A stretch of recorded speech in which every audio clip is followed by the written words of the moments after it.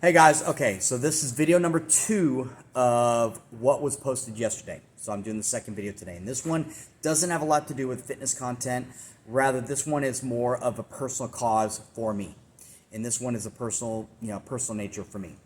So, for those of you that don't know, and if you don't know, you're going to know right now, is that I participate in the Hotter Than Hell 100 every year, or most every year, up in Wichita Falls, and it's a bike ride. It's an annual bike ride up in Wichita Falls. And it's a phenomenal event. I mean, they have a 100-mile century ride, which is what I typically ride, but they have a 10-mile, a 25, a 50, a 100K, which is 62 miles, 75-miler, which goes through the Shepherd Air Force Base, which is probably one of my favorite stops there, and then also the century ride. This year, they're bringing back a pace group, and what it is they're going to be they're going to group a group of cyclists up to 85, led by Midwestern State University cycling team members and former pro cyclists. And so the goal with this is that we're going to be riding at their pace. And the goal with this, the objective is to finish this race in under 5 hours. So we're talking over 20 miles an hour average, 21 to 23 or whatever the case may be. And that's a huge undertaking. And so for me, obviously I signed up for it, I registered up for it the day that it came out, the day that it was available. I want to make sure I was one of those 85. But for me, doing some type of event like this, it's always best for me to have a purpose, have a drive, have a reason, per se, to actually get involved with that. And so I've decided to take this opportunity to use this as a platform to be able to raise funds for the Pancreatic Cancer Action Network, PanCAN. And I'm doing this in honor and in legacy and in remembrance of my friend Sam Berry. Sam, unfortunately, was diagnosed with pancreatic cancer and passed away in September of 2022. And it was not an easy event whatsoever. It was during COVID, so a lot of us couldn't see him. I mean, we couldn't go over to be with him, and so when Sam passed, it was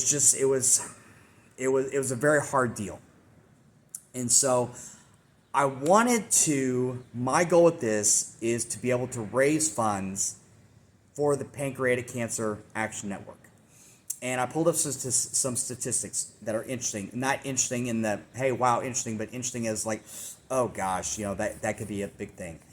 In 2024, just in 2024, over 66,000 people are going to be diagnosed with pancreatic cancer.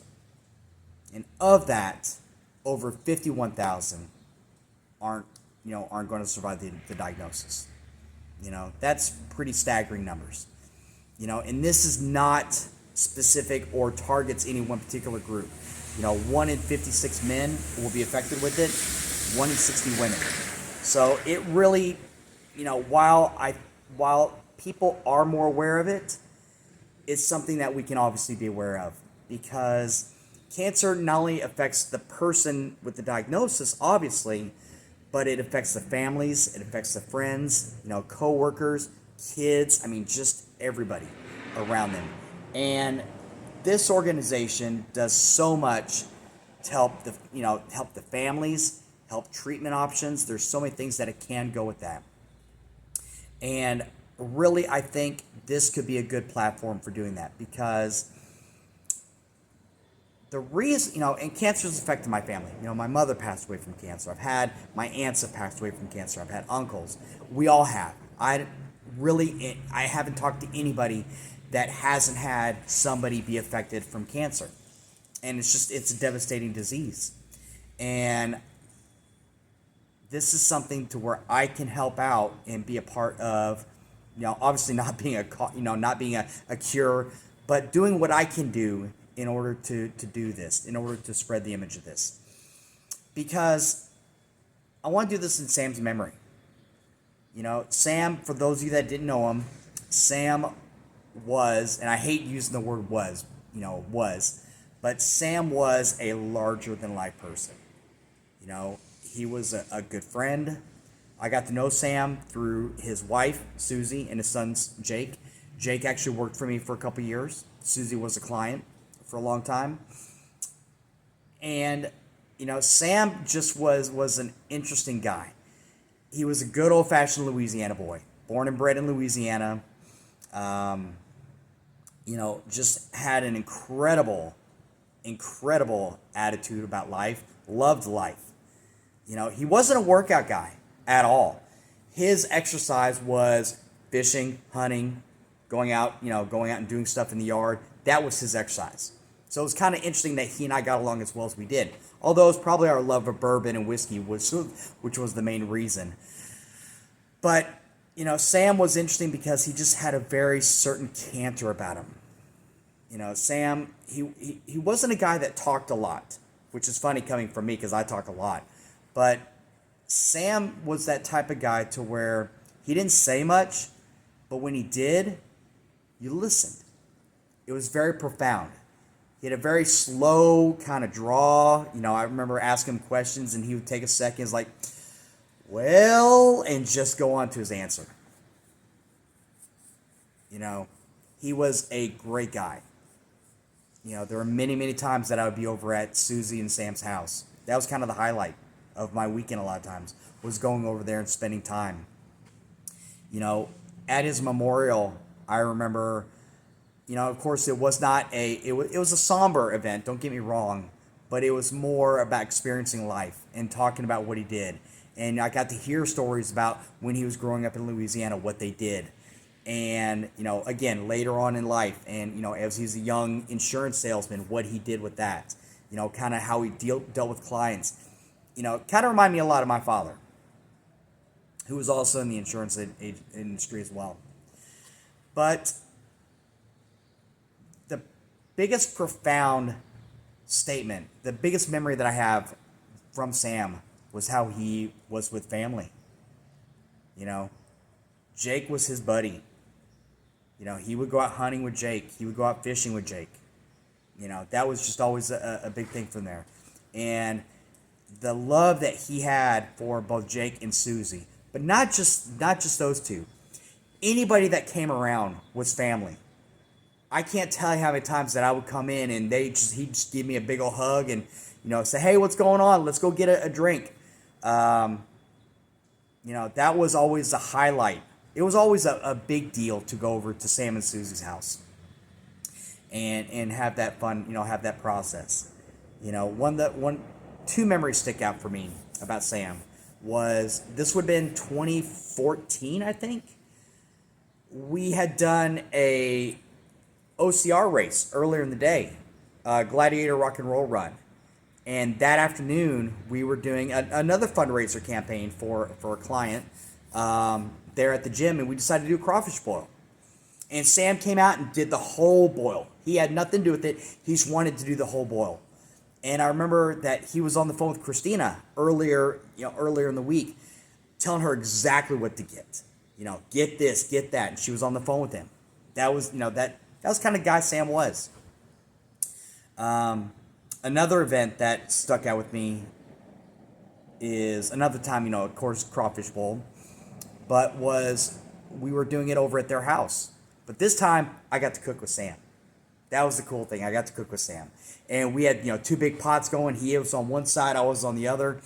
And he was helping me out, tell me what to do with this, and, okay, you're going to put this seasonings in. Now, let me kind of clarify real quick. When I say seasoning, it wasn't just a little dip. It was dump the bag in. We're going to make it taste good. And then getting the opportunity to sit there, and I think we probably both had a beer in our hand. Now that I think about it, either a beer or whiskey in our hand. But having that ability to do that with Sam, and then sit down and enjoy a meal with them. Those are two things that I just will always remember about Sam. The thing about remembering people like this is it's easy to memorialize them. It's easy to talk about them in the past sense. Not present, but in the past sense. But Sam's legacy is larger than life. Sam's legacy, the way his persona was, the way he treated his family, the way that he impacted people was incredible, was just larger than life. And because of that, I don't want to let that go aside. I don't want to let that memory fade. You know, it's hard to do that. So I am setting up this fundraiser as a way to honor Sam, keep on the memory with him, and to really keep on with his legacy, I think is a good way to look at it.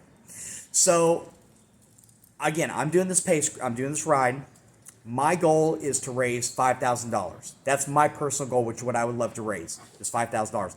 I know we can do more than that, but I'm saying $5,000. I had to put a cap in there, $5,000, and I'm gonna match the first $500. So automatically $1,000 is gonna go to that. If we get $500, $1,000 right there, which is gonna be awesome. Christina doesn't know this, so I may be sleeping over at Susie's pretty soon. But, you know, this way we can honor Sam. And I'm actually getting a cycling jersey. I'm having a custom jersey made. I have all these things made up. And I'm going to have it the PanCAN colors, purple, white, things of that sort. But I'm putting on there hashtag Remember Sam Berry, or Remembering Sam. That way, people are going to ask, hey, what's that for? And then I get to talk about my friend Sam.